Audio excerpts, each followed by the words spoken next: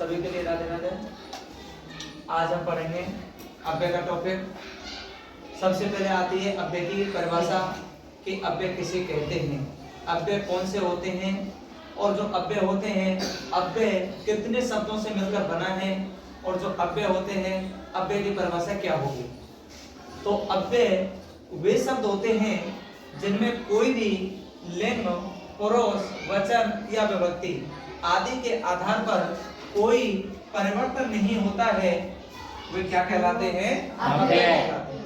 यानी वे शब्द जिनमें कोई भी पुरुष, विभक्ति, वचन और लिंग आदि के आधार पर कोई भी क्या नहीं होता है, परिवर्तन नहीं होता है, वे क्या कहलाते हैं? अव्यय। अव्यय दो शब्दों से मिलकर बना है, ए प्लस व्यय।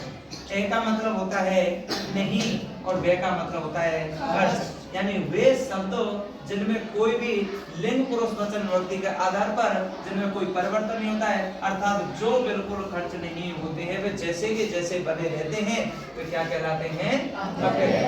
यानी अव्यय एक ऐसे शब्द होते हैं जिनमें कोई परिवर्तन नहीं होता है, चाहे कोई भी वचन बदलो, चाहे लिंग बदलो, चाहे विभक्ति बदलो, चाहे पुरुष बदलो, लेकिन अव्यय जो वाक्य में शब्द होते हैं उनमें कोई भी परिवर्तन नहीं होता है। जैसे वाक्य हमारा वह धीरे धीरे पुस्तक पढ़ता है, तो इस वाक्य में जो वह है वह हमारा क्या है? कर्ता, और पढ़ना क्या है? हमारी क्रिया, और पुस्तक क्या है? हमारा कर्म।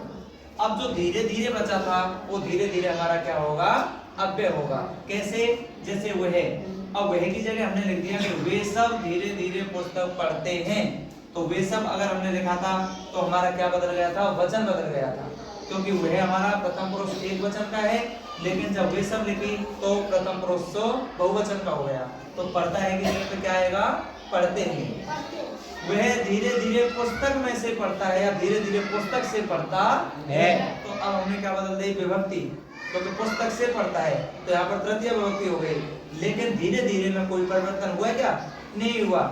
जैसे सीता धीरे धीरे पुस्तक पढ़ती है, तो यहाँ पर लिंग बदल गया, क्योंकि वह धीरे धीरे पुस्तक पढ़ती है। जैसे सीता लिख दिया तो यहाँ पर वह करता है पुल्लिंग का, और सीता लिख दिया तो किसका हो गया? स्त्रीलिंग का। लेकिन इस धीरे धीरे में कोई परिवर्तन हुआ नहीं हुआ, तो धीरे धीरे हमारा क्या हो गया? अव्यय हो गया। तो वह की मीनिंग क्या होगी? धीरे धीरे की मीनिंग क्या होगी? शनै शनै।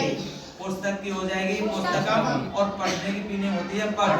अब सह हमारा कौन से पुरुष का आता है? प्रथम पुरुष एक वचन, तो हमारा क्या आ जाएगा यहाँ पर? पढ़ती। ऐसे ही तुम कहाँ गए, तो इस वाक्य में आपको क्या छांटना है? अव्यय। तो तुम तो हमारा क्या है? कर्ता, और गए क्या है? हमारी क्रिया, यानी जाना हमारी क्रिया है।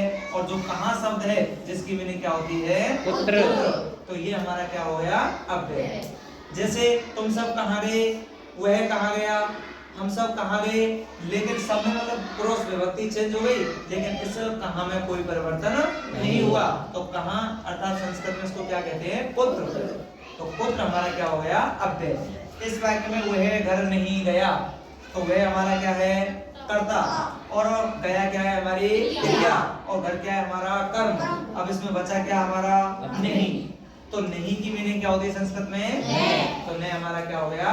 अव्यय। इसी प्रकार से अन्य अव्यय भी हैं, जैसे अत्र। अत्र माने क्या होता है? यहाँ। यदा माने कदा माने यत्र माने तत्र माने अपि माने च माने अधुना माने और एव माने समान या की तरह। एव माने और अद्य माने आज। इस प्रकार के अन्य और भी अव्यय हैं जिनको हम इस तरीका से देखेंगे।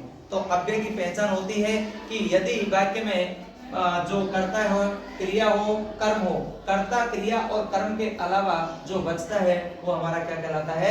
अव्यय कहलाता है। और अव्यय में कोई भी लिंग, पुरुष, विभक्ति, वचन अगर बदले तो उनमें कोई परिवर्तन नहीं होता है, वो वाक्य में जैसे कि जैसा ही बना रहता है, तो वो हमारे क्या कहलाते हैं? अव्यय। ये सारे के सारे हमारे क्या हैं? अव्यय। इस प्रकार के यदि वाक्य में आपको मिल जाए तो वे हमारे क्या कहलाएंगे? अव्यय।